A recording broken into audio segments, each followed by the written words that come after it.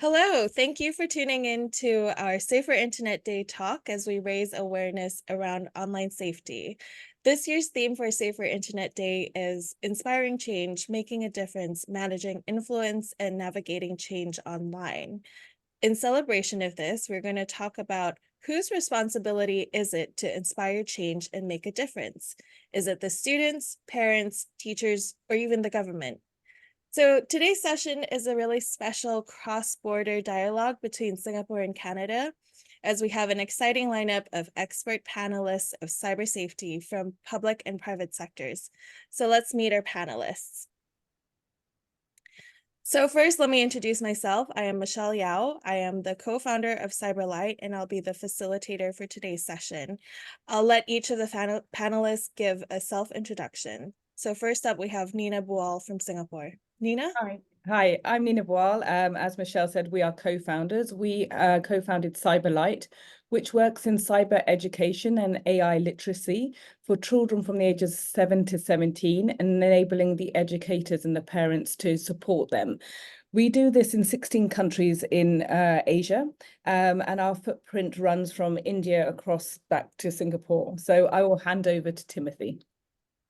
And my name is Tim King, and I've been teaching in Ontario for just over 20 years. But before that, I worked in IT for a long time. So was one of the first people in Ontario to become a computer technician officially with my A+ certification. So, and that's a worldwide thing. So I think everyone's comfortable with that.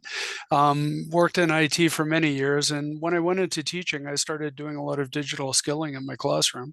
So we got into Skills Canada, and there's World Skills too that's a part of.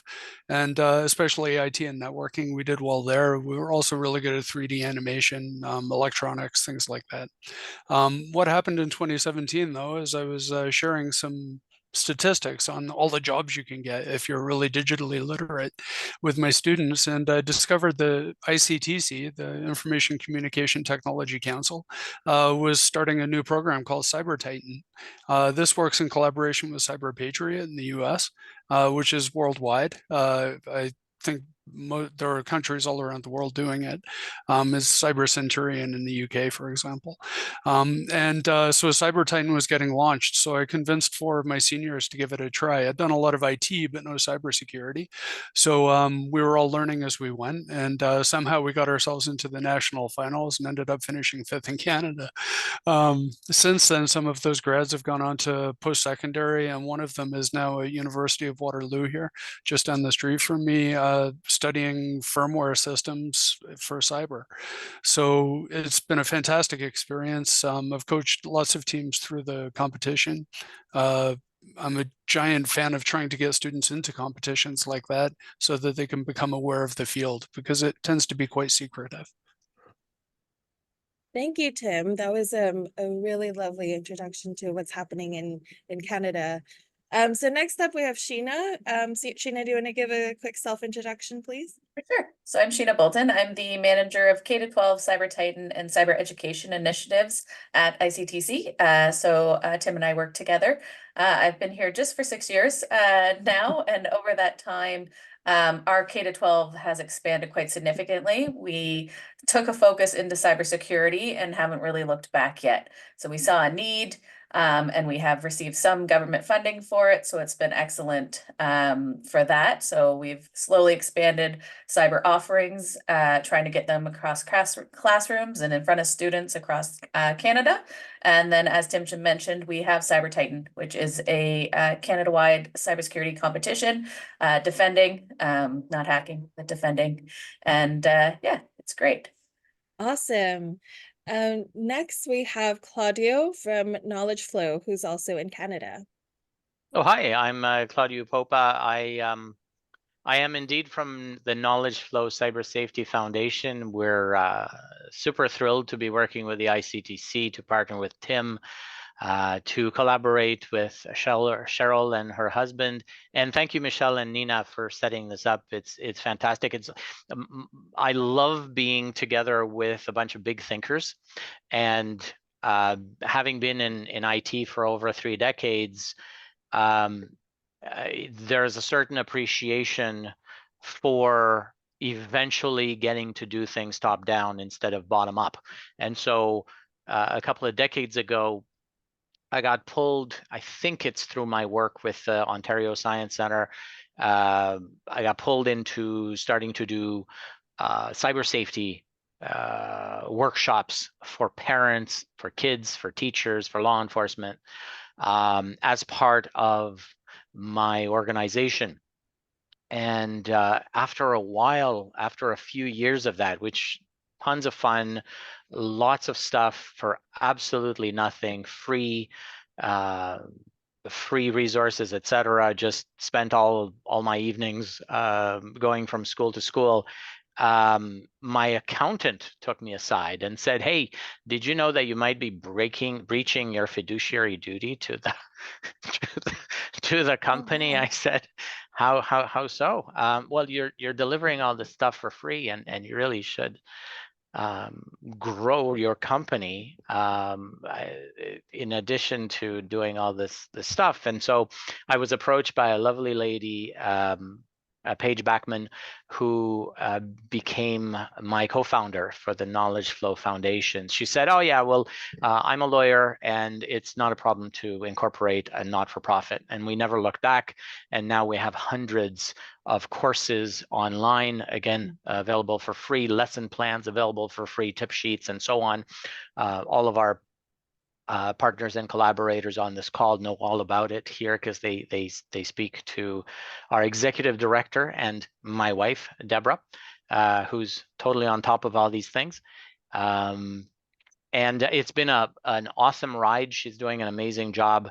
And yeah, like I said, it's really about that top-down thinking, the fact that we need to change things at the top, change the tone at the top, change policy, encourage funding, etc., because the resources are there and there are tons of passionate people, as you can see from this call, and Cheryl is one of them. Amazing. I think you really kind of pulled everything in what we're trying to achieve with this conversation today. You know, being able to speak from you guys in Canada as well as us in Singapore, sharing that perspective, as well as just having all these different types of profiles, right? We have people from the public sector, nonprofit, and then private sector as well. So speaking of private sector, the last but very not least person is Cheryl to introduce herself. Cheryl, please. Thank you. Yeah, so I'm Cheryl Hayes. I'm one of the co-founders at Cyberlegends. I'm a tech entrepreneur, have been for a decade and a half, and we founded Cyberlegends in 2021 when COVID hit and kids went from an in-person learning environment to an online learning environment. Their exposure to threats and security issues was just growing exponentially, but there really wasn't a piece of or a solution there to help educate them. So we developed a game-based learning platform for K-8 to support not just educators in the classroom, but also a full cycle solution to support parents in the home as well, to keep that conversation going and help support online safety for kids. Amazing. So thank you everyone for giving your introductions. I think this will be a really exciting chat. Let's get into it. Let's kick off the conversation with this question. What is the most critical role that educators and parents play in ensuring the cyber safety of children? And how do these roles differ or complement each other? I think from our experience, at least here in Singapore, there's always a little bit of a challenge where cyber safety is one that needs to be managed in the classroom as well as at home, but neither the educators or the parents really have a strong grasp on how to even manage these things of their children. So let's kick off, and I'll throw the question first to Tim. Tim, what do you think? I would argue that if you're approaching this from a place of ignorance or fear, that children will gravitate to that. So it's actually worse if you come at it that way. If you try and throw a blanket on it and say, don't do that, you know what every kid is going to do. So, and this happened to me in class as well, because early on in this, we would get into situations where we were building networks and trying to hack things and everything else. And if I banned certain things, everybody doubled down on it. They're teenagers. So my approach was always just radical transparency with it. And I feel like if parents and educators, they don't all need to be experts, but if they can all come at this from the same place of honesty and say, maybe if I don't know, I'm going to reach out and find, and there are a lot of people here who can provide resources, find those resources and engage with them, we can actually make this work. There's an assumption that one of the terms I heard when I first started teaching was a digital native. Like anybody who was born when computers existed magically knows everything about the internet. This is patently untrue. Some of the most astonishing things I've ever seen have come from digital natives. So it's a job we need to do. We can't just assume it's happening.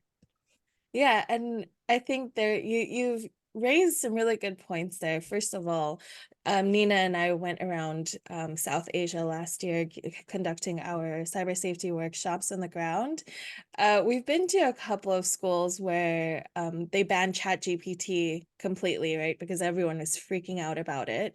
And then when we went to ask the students themselves, they were like, I think 99% of students said they were using it for schoolwork. And it just shows that completely banning technology is actually worse for the kids, because you end up not giving them the right skills to learn how to use different tools and be safe.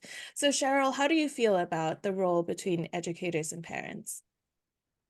Well, I think, unfortunately, it's similar to what Tim mentioned, is that there is a knowledge gap, I think, when it comes to having conversations about cyber safety. And what ends up happening is, parents and educators, even businesses, tend to, stick their heads in the sand and kind of pretend that the issues aren't happening. And I think the most critical role that any adult can play in ensuring the cyber safety education for children is to just start having open conversations. You don't need to have the right answers, but we all need to talk about it. And through the conversations, I think everybody will just start to feel more comfortable and not feel like they need to shy away from talking about concerns or even skills, knowledge gap, whatever. It just starts that flow and takes the pain away. Yeah. And so what about you, Claudio? I know that you mentioned that you are on the ground a lot and you conduct workshops and give these resources for free. How do you think, in terms of educators and parents, how can they leverage on these resources or close that knowledge gap, as Cheryl was saying? So the key word for me is questions. Always keep asking questions. So what I do with my kids, what I do with kids, with other people's kids when I walk into a classroom, is I start asking questions, and they love that.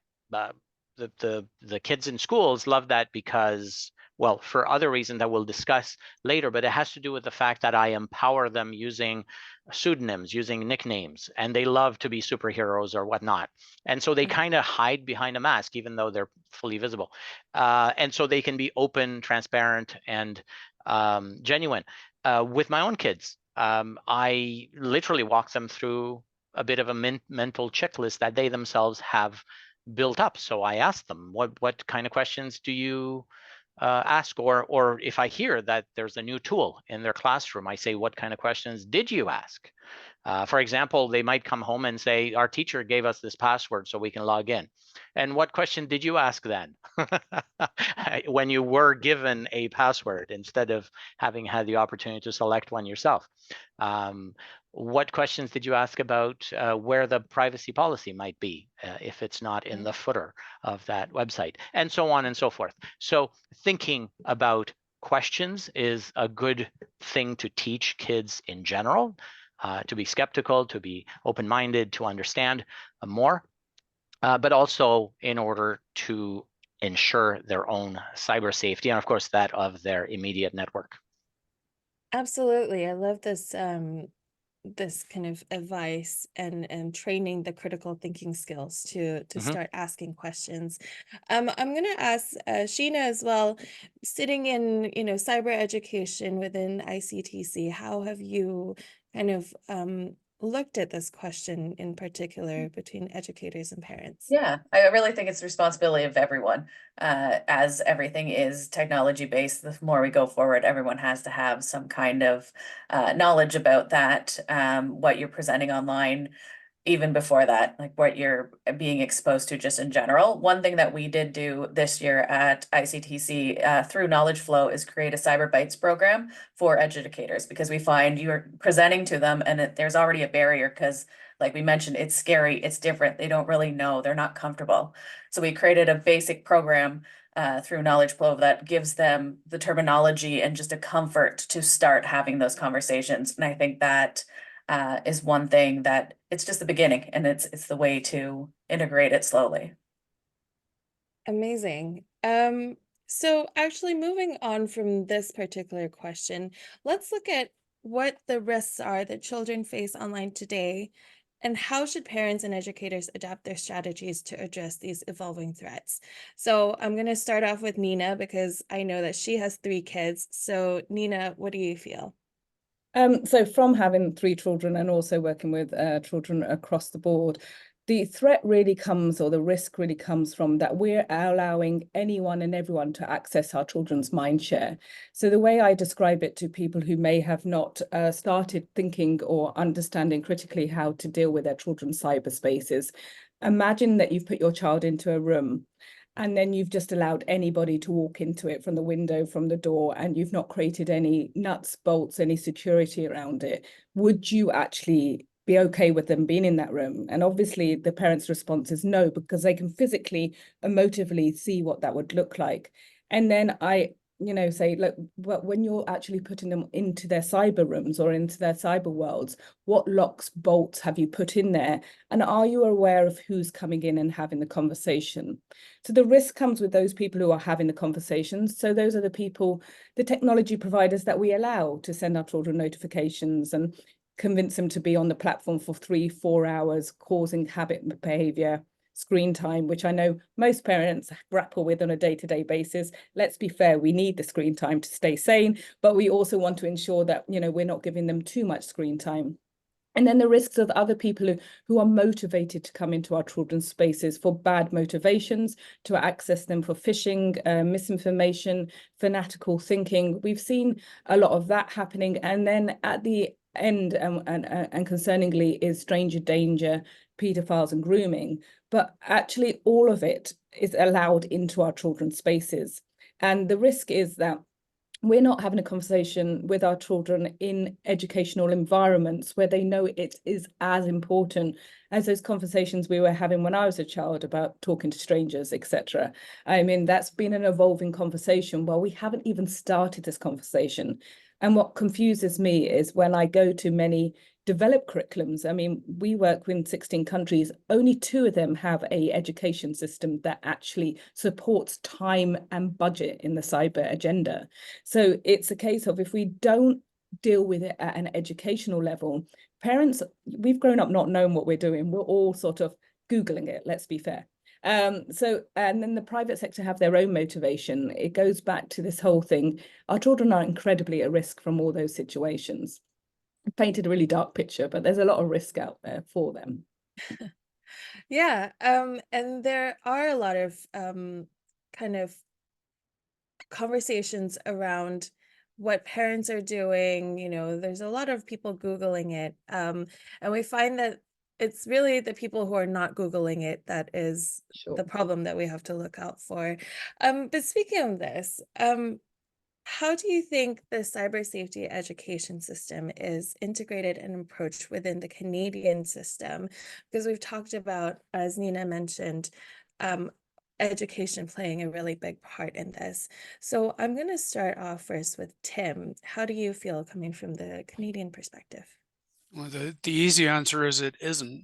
What's happened in Canada is there's been a education didn't leap into educational technology, but it's kind of seeped into classrooms. And we've gotten to the point, especially after the pandemic, where the expectation is that you always have access to technology, you're always leaning on it. An example is the teachers used to have photocopying budgets, and they're all gone now. So there's nothing on paper anymore. A good example, my wife's senior English classes is high school graduates. She said, I need to get the Chromebooks every day in here if we're going to do writing. And the principal couldn't understand it. And she said, well, why don't you just get them to handwrite? And it's because they can't. They can't handwrite because basically they've lost that ability, but they can keyboard poorly. So that's where we're at. If we're going to integrate these skills, then I think we need to teach the tech. We've never done that, but it's seeped in and now it's here. So Ontario just finally mentioned cybersecurity in the curriculum this year, but it's not really about cybersecurity at all. If you read the fine print, it's basically like your personal data is the fixation in the curriculum. It was like it was written by somebody with no background in cybersecurity. So Yeah, and what we find a lot of times is at least the stuff that we've come across here in Singapore is that these materials tend to be written by someone who is an expert in security, but not necessarily in education or creating such material. So there's a huge disconnect between the language that's used, the way that we teach it downwards to children. So Cheryl, you have a really interesting company that you make cyber safety games for kids to learn about these. How do you feel about the current kind of education in Canada? So we have game-based learning, but we've also created fully fleshed out teaching resources to be used in the classroom. And we also develop professional development videos for teachers to help them upskill. And the reason why we did that, especially the professional development, is because of what Tim mentioned. So Ontario did finally include digital media literacy in the new language curriculum. So that's really fantastic. Really happy to see that. However, they released the curriculum in June of 2023 for it to be taught in or integrated in September, and didn't, create a timeline or a pathway to help upskill teachers or even provide resources to help them go and implement these lessons in the classroom. So unfortunately, it's great that it's in the curriculum, but if the government isn't taking it seriously, then how are teachers and educators supposed to as well?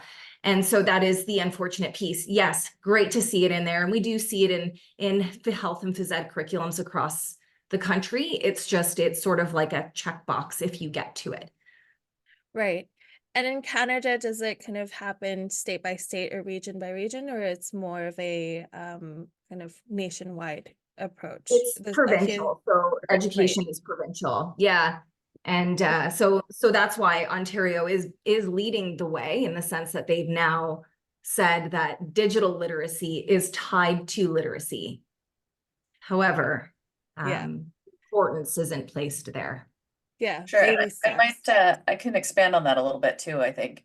So New Brunswick is another province that has been pretty forefront bringing in cyber. It's still not in the curriculum per se, but it is used quite a bit. So they're one of our biggest Cyber Titan teams. It's the education system will actually fund some of the teams, which is great. But the other thing is we have been through ICTC, we've been funded federally.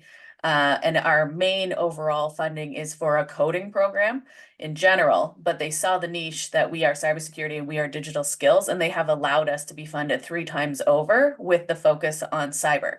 So I think as much as there is still a lot to do, it is slowly being seen. And I personally hope and think that maybe we're there, and we're hopefully coming more and more to actual cybersecurity funding for across Canada. Fingers crossed. Might be that's my hope. And I mean, it is the first step that's the most important. Exactly. Right? Getting the government to recognize that this is something that we need to kind of open the conversation up to kind of keep developing as as technology is developing very quickly. So Nina, do you want to share a bit about how Singapore education is viewed and implemented in Singapore? Like, what are the unique approaches? And we've seen a couple of really successful ways that that educational methods are being used here. Yeah, Singapore, I would say, is ahead of the game from all the countries that we work with. And the big thing that makes that so is there is budget behind it and there is time within the classroom. So the curriculum has been designed by the Ministry of Education to go year by year and sort of block up for the children. All the way up to 2030 is already outlined with AI literacy already in there as well. So it's a component that's expected as part of the digital defense of Singapore. They see it as frontline, as sending their boys to national service. So it is front and center. So it's a model that me and Michelle sort of lean on to show how you can have success if you start children very young. And it starts here as young as the age of 5 years old, we start going into classrooms, and it will go all the way up to 17. And there's two ways that they do this. They design curriculum and time in the calendar for teachers and professional development for the teachers themselves. And then they do programs that are part of their after school club. One of the things that I've enjoyed seeing them implement is like you have a school captain in your class or a prefect, depending on what sort of language you use. In Singapore as well, you have a cyber ambassador, which it really acknowledges that actually the teacher may not be allowed into a child space and should not be allowed into a child space as an adult, but the children themselves can have a peer-to-peer approach of supporting each other in that. And one of the things that the ministry and what happens in Singapore is they do enable people like Cyberlite to come in and offer our expertise, our curriculum, to sort of engage and to top up what they have done here. So I think those are key components. In environments where we've not seen this play out very well, we've seen developing countries where there's an eagerness and there's a need. The teachers and the principals are saying 20% of my time is about cyberbullying or misinformation or an actual critical thing that has something to do with cyber awareness. But where's the time? Where's the budget?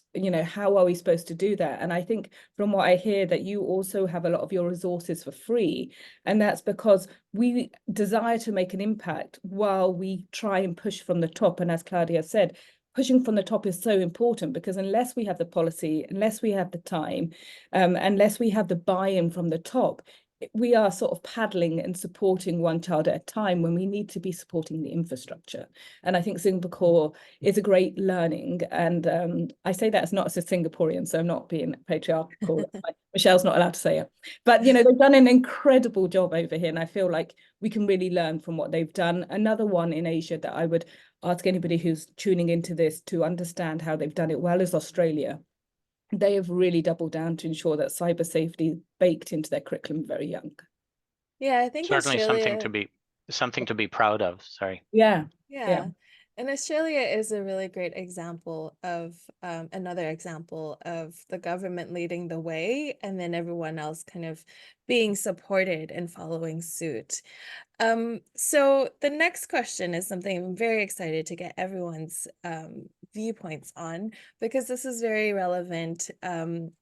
Just a couple of days ago, we know that there's a huge hearing in America about child online safety, where all the big tech companies and social media companies have been called into Congress to speak about this. So I would love to hear everyone's views on this personally as well.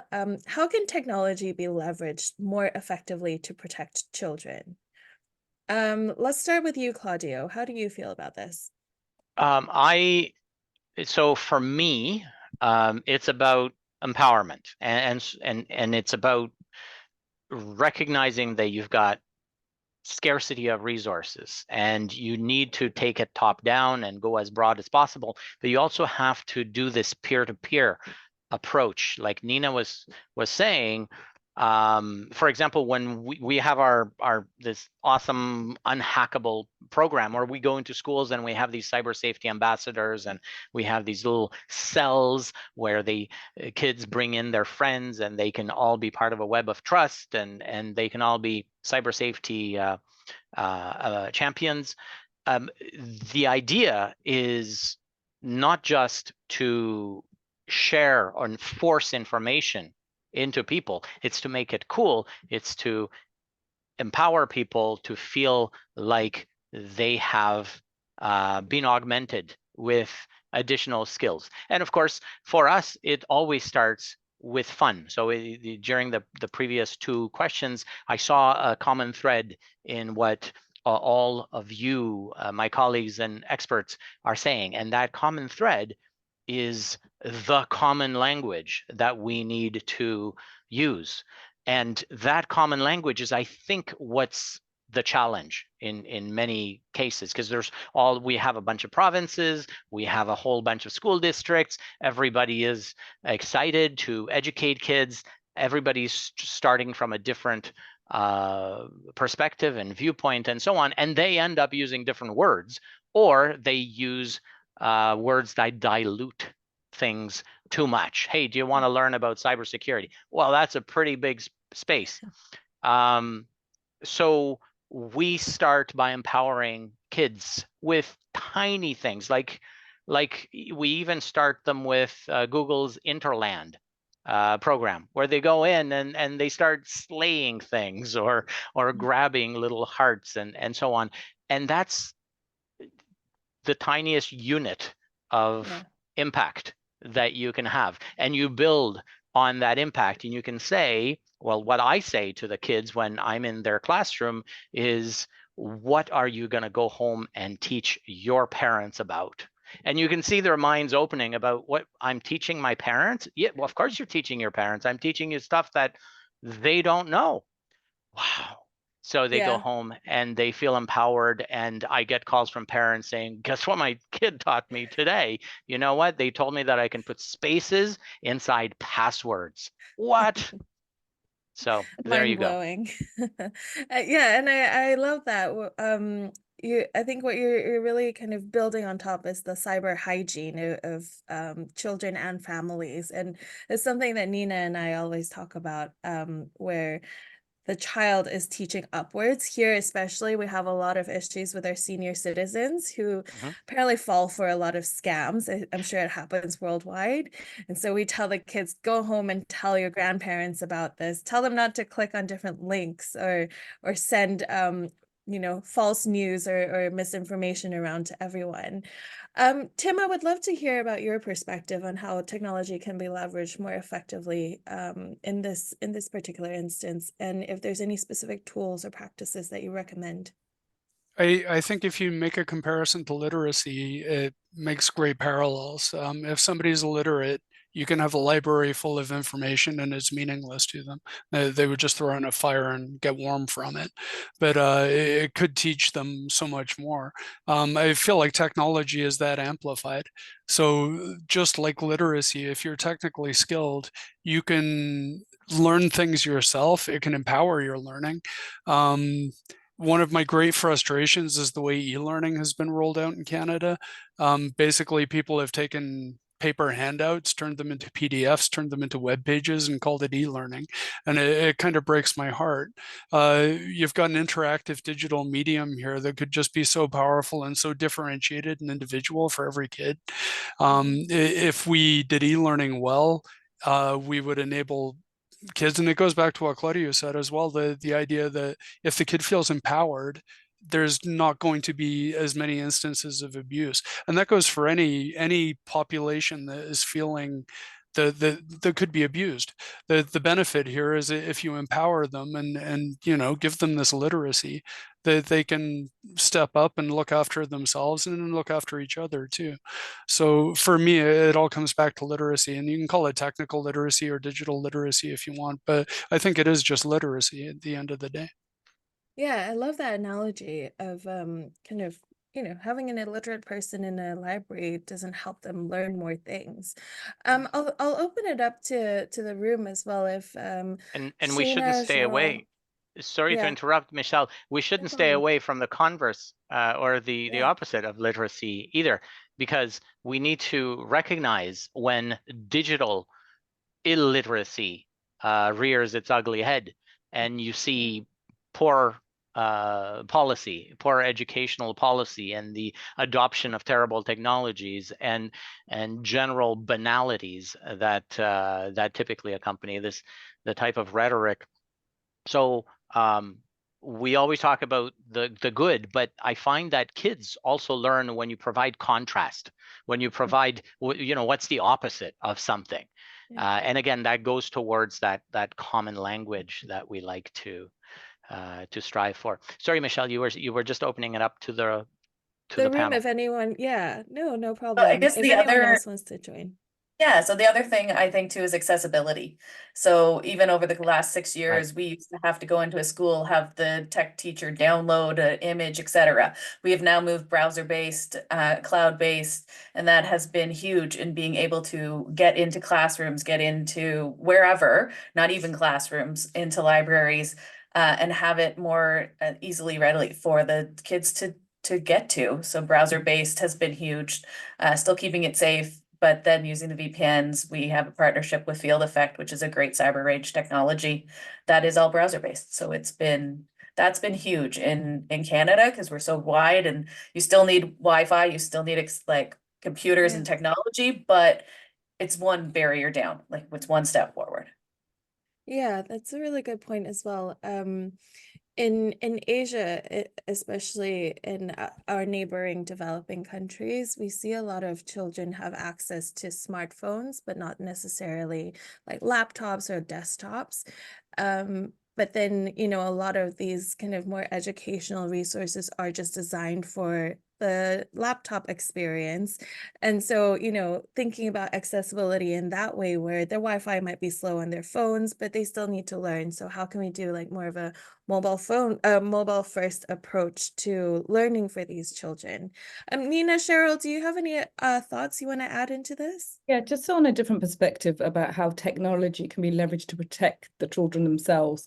A lot of technology at the moment doesn't have safety baked in. You need to go and turn on your safety settings, which is a minefield, especially if you have more than one child. You could be there for hours.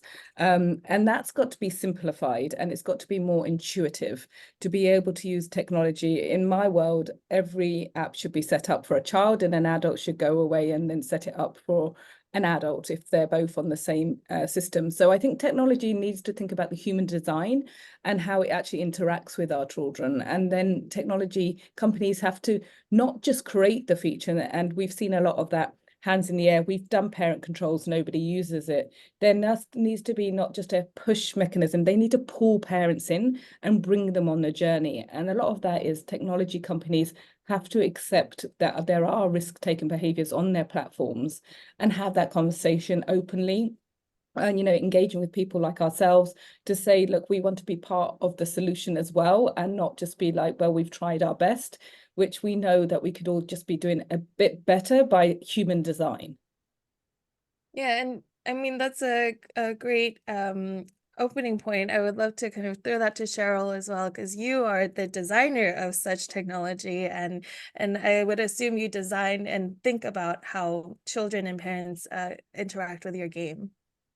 Yeah, I mean, for us, we're I think, not naive to the fact that you can put parental controls on your kid's device, but the kid that they sit next to on the bus has free reign. So I think one thing that we really believe strongly about is just that technology should be treated with respect. On all sides of the coin. We're so quick to hand out a device to a kid and just say, go nuts, play on YouTube, go find your way around, or put parental controls on there thinking that they can't get past it. But I think what we need to do is go back to the basics and think about when we were kids, and you look both, I mean, today still, you look both ways before you cross the street. If someone offers you candy, like you say no and you run, like, or you tell a trusted adult. These are all basic things that we seem to have forgotten about when we give a piece of technology to a child. So it would be amazing if, we could develop something that's like a driver's license for technology for kids. You pass this level, you get access to this. And then that way it's, yeah, you're forcing people to learn, but You're at this also point. assessing them, right? You're assessing whether they've learned the knowledge or not. I love Mhm. this analogy of like road safety to cyber safety. We hear it a lot, and especially like the analogy of the seat belt. You know, wearing a seat belt is something that our parents or their parents' generation had to be taught, and now it's just ingrained in everyone's behaviors. One that I also heard the other day is where people outside of cybersecurity view cybersecurity as kind of something that slows them down, right? Especially when you're building new technology or, you know, building a new tech startup. They kind of view cybersecurity as something that is just an extra kind of thing that they have to do. But actually what cybersecurity and kind of cyber safety education does is it's supposed to speed you up, right? It's like putting brakes in the car wasn't meant to slow cars down. It actually made it safer for them to speed up. And I think, you know, there's a lot of comparisons over the past a few decades where technology has come into our way of life, and it just needs to be ingrained how we be safe with new things that come in, new innovations. A couple of thoughts on that point, which is extremely sharp. I really liked it. One is the notion that you're speeding things up if you're doing things right. The idea that I try to impart, and I think you'll agree, is to systematize things. If you systematize things, it becomes second nature. If you systematize things, you make fewer mistakes. If you systematize things, you have a process and you learn to think in a programmatic way. And that's great, and it does speed you up.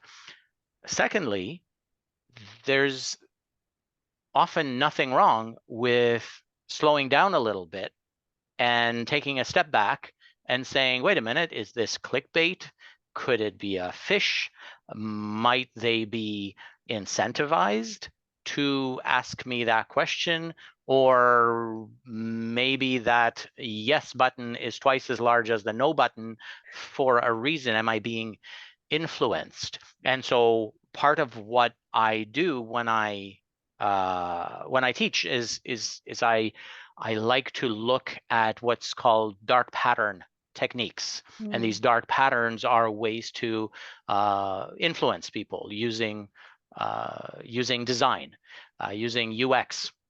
And interestingly, another and my third and final point, I don't want to monopolize the stage here. My third and final point is that one of the things that I always start my classes with, whether I'm teaching at university or college or little kids, I challenge the audience to say, what is the enemy of security?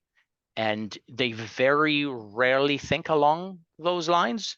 Although as soon as I say the word convenience, they get it. Convenience is the enemy of security. You're always trying to skip steps, and skipping steps is not the same thing as systematizing. So teaching them these two alternatives and suddenly opening their mind to the fact that, hey, you know what, the easier you try to make it for yourself, perhaps the less secure something becomes, will bring that critical thinking that you were alluding to earlier to not just cyber safety, but other aspects of their lives. Yeah, and this is something that we also teach is getting the students to challenge um, or getting them to think about what is the motivation behind every experience that they come across, right? What was the motivation of that piece of fake news coming and landing into your social media feed?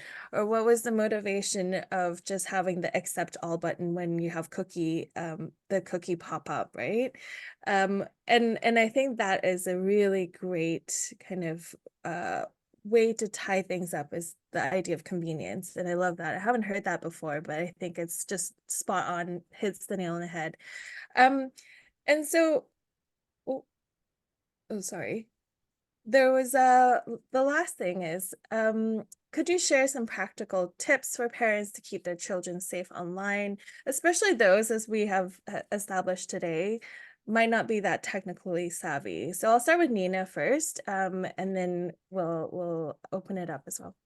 Okay, it's a really cheesy line that Michelle absolutely loves, but a family that scrolls together stays together. If you disengage from your children's space, you've left them alone and you've let them at risk, but just they love it as well. My son will love if I just watch him play Minecraft, and wants to tell me what he's done and how he's utilized things. And that experience is very incredible and important to him. Little does he know is I'm just checking his settings out.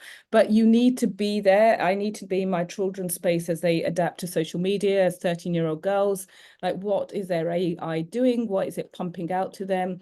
And then what I do is I subscribe to all the channels I feel are appropriate and take control of their AI as well. So remember, you can have an influence on their actual landscape if you're there, if you're part of it.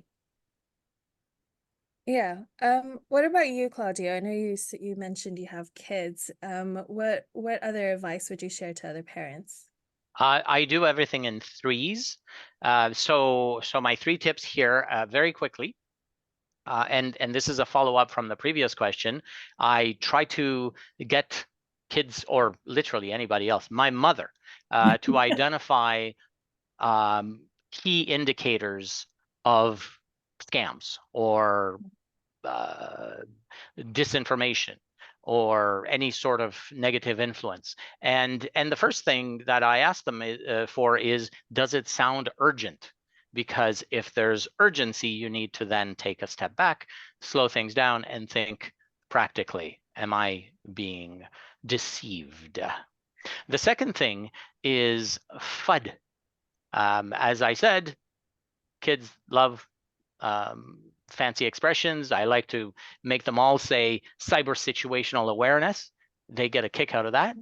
And then we talk about FUD, and identifying fear, uncertainty, and doubt is something trying to scare you into believing that unless you do this, something will happen. Well, maybe you should then take a step back and point to it. And that's the kind of chats that we have around the dinner table when they've identified something that uses fear to make a decision. And finally, I as I alluded to earlier, the things that really kickstart discussions with young people, in particular in school settings, are the idea of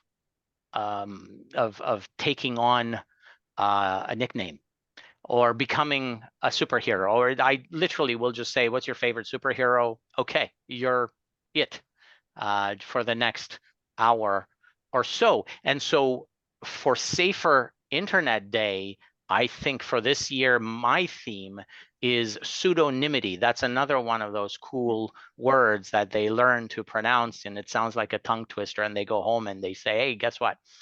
They challenge their parents to tell them what pseudonymity is. That's what we need to teach kids. When I teach my kids to set up an account, because sometimes they get a new device and they go online immediately because they want to play. And so this week we got this VR headset, and they go online and they create an account. And I say, well, don't use your regular account, create a brand new account, and make sure it's not just the password that needs to be different, it's the account name or email address that needs to be different as well. Oh, do I need to go and create another email on Gmail or what have you? No, you can use plus notation because it's free and it comes with every Gmail account, and all your accounts can be different. So if there's a breach, you'll know which company lost your information or your identity, and you can go after them and you can learn something new about, I don't know, filing a complaint or a privacy question or whatnot. So pseudonymity is my big tip for parents and educators. I mean, those are some amazing tips. Does anyone else have any great practical tips? What about you, Sheena? Anything for kind of just parents, educators, adults in general as well? They don't really have to have children to need to learn some of these things. I think just everyone to realize that no one knows everything about it. It is an ever-changing landscape. Trying to keep yourself as educated as possible through legit resources. Like we mentioned, the fake news. So trying to even just be able to pinpoint that and move away from that yourself. By you talking about that, everyone around you, children, family, will also impart into that. How about you, Tim? Any practical tips that we can offer? To boil it down really simply, especially if I'm dealing with people who aren't technically literate, the phrase is always, does it sound too good to be true? Yes. Because if it's too good to be true, it is. So you need to be really careful when something like that comes across. In our school, they banned all of the Instagram and everything, and all the students lost their minds. And the next day, everybody was showing me how they'd found free VPNs from Belarus. And I'm like, do you think the Belarusians are giving you free VPNs? Do you think they're just taking all that bandwidth for you as a gift? Where do you think your data is going when that's happening? You know, but that mechanism, and Claudio rotated around this too. But that idea of if it's too good to be true, it probably is too good to be true. If we just looked at things online that way, every news article that just happens to agree with your most crazy theories about the world, that's not a coincidence. That's somebody giving you just what they think you want. If it's too good to be true, it probably is. That's Yeah. excellent.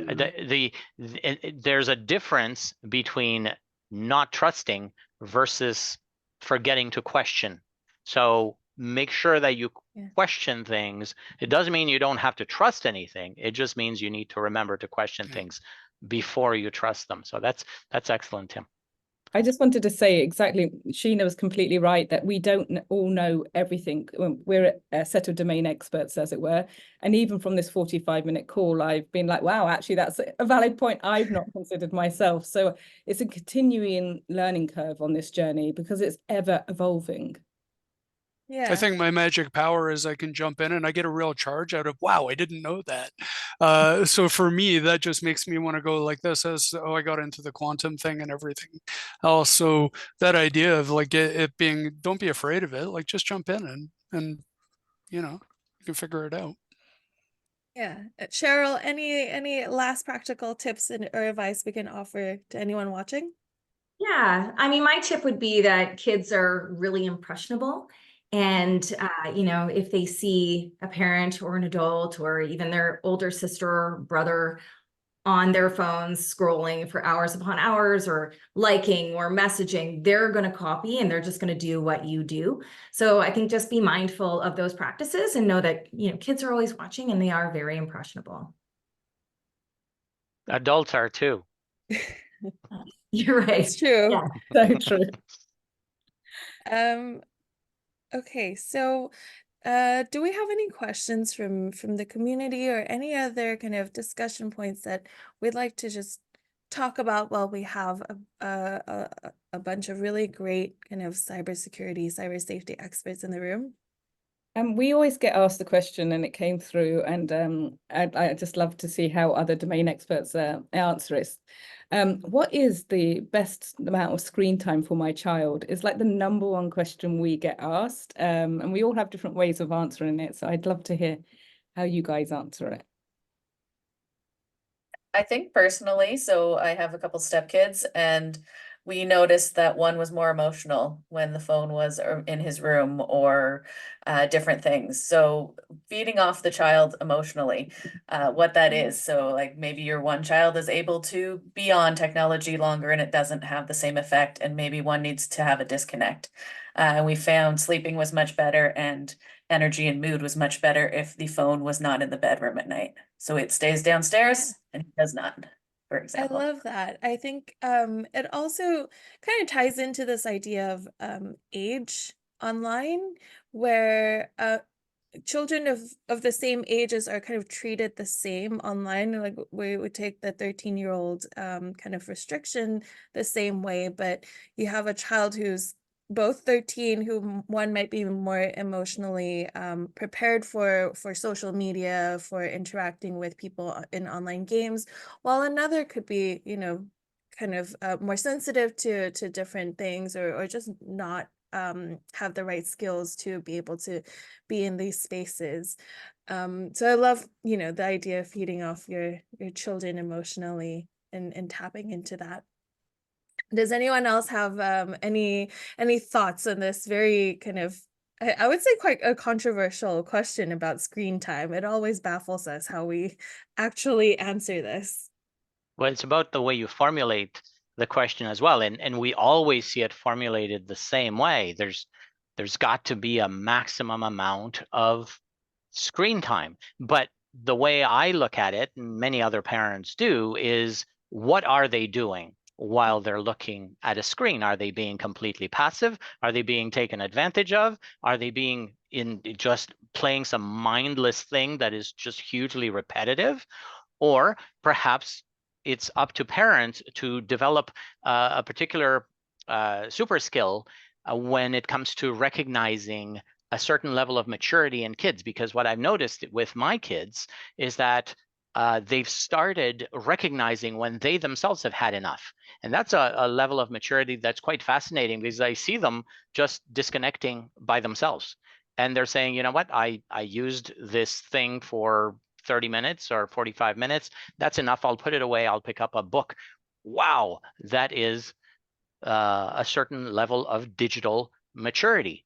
And certainly the converse of that is recognizing when a kid might have had enough, when they become temperamental, for example, when you say, hey, maybe you should take a break, and they are less tolerant or patient towards you. And that's when you know they've had enough. And you try to gently separate them from the device. So it really is about what it is that they're doing, and being aware that at some particular point in time, they themselves will develop a self, what's the word? A self-assessment that allows them to say, okay, well, I'm ticking off all these boxes. I think I'm done for now. Yeah. I'll go away and do something I'm very else. jealous that that happens in your house. I have a quick tactic of, if I open the fridge, they all look up. That works with my dog. Yeah.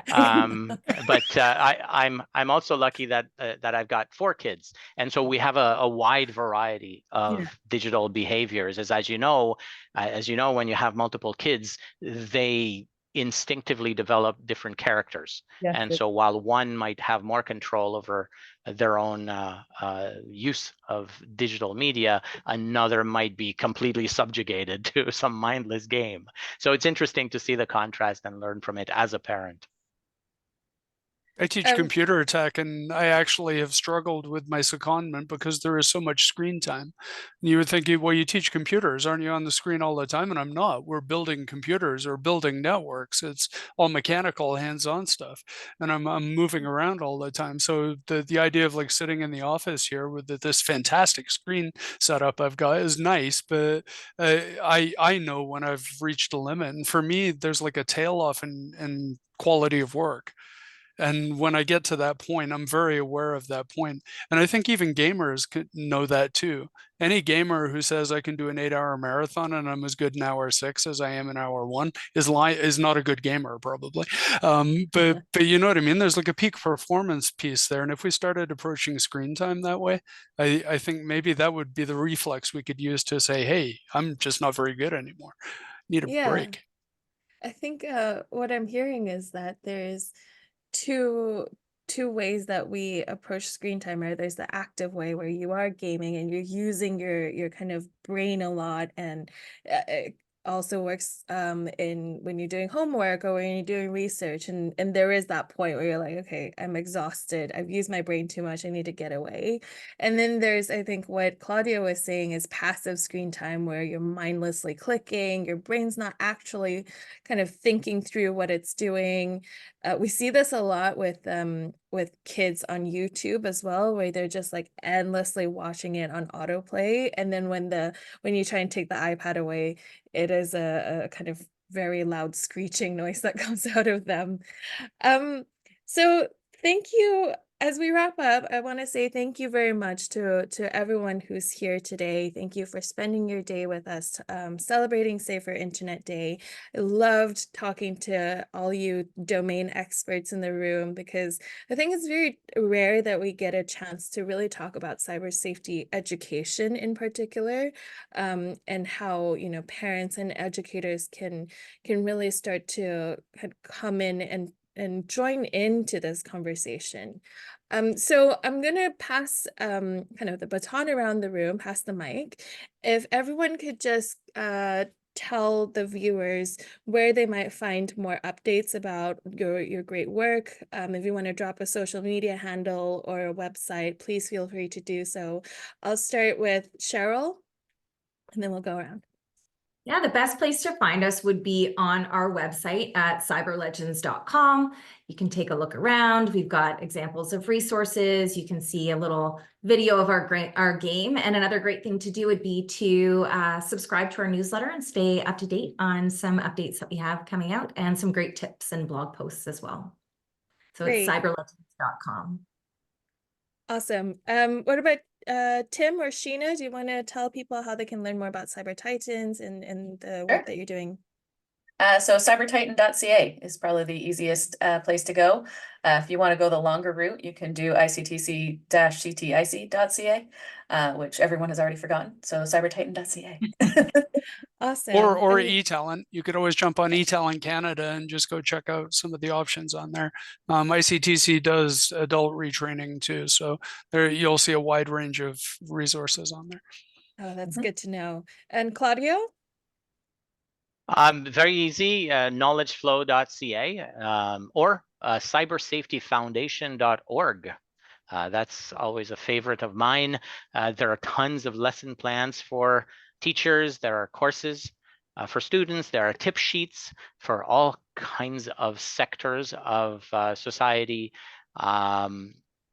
And it's a whole bunch of free stuff. And if any one of you ends up on the site, please do take some courses. I'd love to have some feedback. I want to know how we can keep on improving it, because we're trying to improve everything all the time, and feedback matters. So it's been awesome spending this this hour with all of you. Thank you for the opportunity. It's been great, and happy Safer Internet Day 2024. Thank you. I'm just going to pass it to Nina very quickly to share our links. Yeah, you can go onto cyberlite.org, where we have a range of lesson plans for cyber safety and now AI literacy. We have a great Microsoft challenge on there as well for schools to participate in, to understand how to bring generative AI into the classroom safely and responsibly. I guess that's a whole new webinar that we could do. But you can go over there and see what we're up to. I look forward to it. Great. Well, thank you very much, everyone. Thank you. Thank That's you. great. Great. It was wonderful.